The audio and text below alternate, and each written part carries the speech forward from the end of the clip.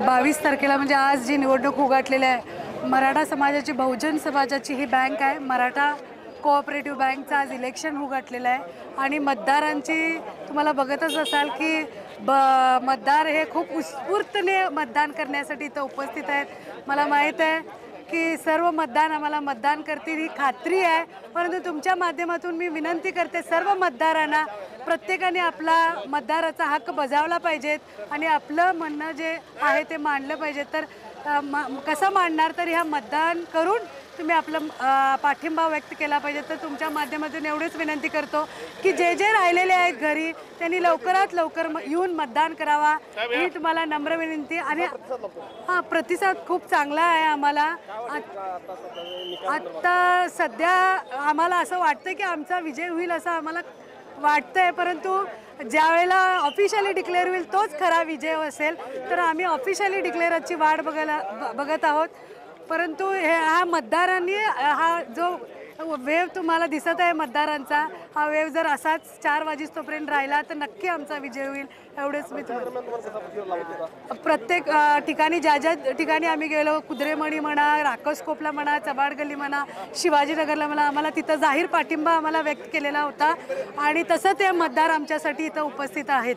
आणि खरोखर आज खूप आनंद होते की मतदार इतक्या उत्स्फूर्तपणे आणि आम्हाला जाताना सांगून जायलेत की आमचा विजय निश्चित आहे असं मतदार आम्हाला सांगत आहेत. परंतु ऑफिशियली ज्यावेळेला डिक्लेअर होईल तो खरा विजय तेव्हा आम्ही साजरा करू. धन्यवाद.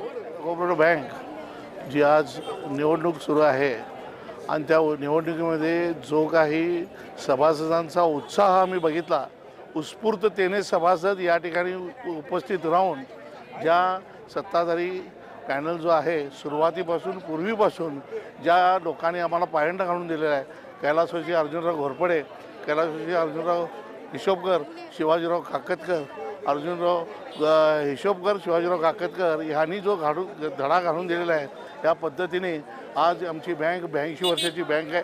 आणि या बँकेमध्ये आज जी काही चुरशीची निवडणूक सुरू आहे, यामध्ये प्रामुख्याने लोकांना सगळ्यांना माहीत आहेत की सभासदांना आत्तापर्यंत ज्या ज्या सुविधा द्यायच्या, म्हणजे कर्ज असो, त्याचबरोबर इतर सामाजिक बांधिलकीसुद्धा मराठा बँकेने पारंपरिक पद्धतीने जमलेली आहे म्हणण्यास काही हरकत नाही.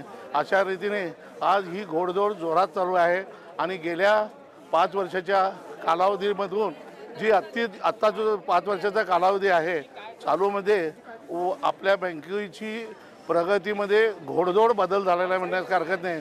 त्यामध्ये ठेवीमध्ये बदल झाला आहे, त्यामध्ये आमचा जो रिझर्व्ह फंड, जो बँकेचा कणा असतो, तो अत्यंत मजबूत करण्याचं काम आम्ही मागच्या लोकांनीसुद्धा केलं आहे आणि तरुण जी मंडळी या ठिकाणी उपस्थित आहेत त्यांनीसुद्धा केलेलं आहे. आज आमचे डायरेक्टर बोर्ड म्हणा, सभासद म्हणा, कर्मचारी म्हणा आणि आम्हाला ठेवीदार ह्यांना ठेवीदारांची ठेवी ज्या सुरक्षित ठेवते तीच बँक सक्षम आणि भक्कम असते, अशा रीतीने आमच्या या बँकेने त्या पद्धतीने काम केलेलं आहे.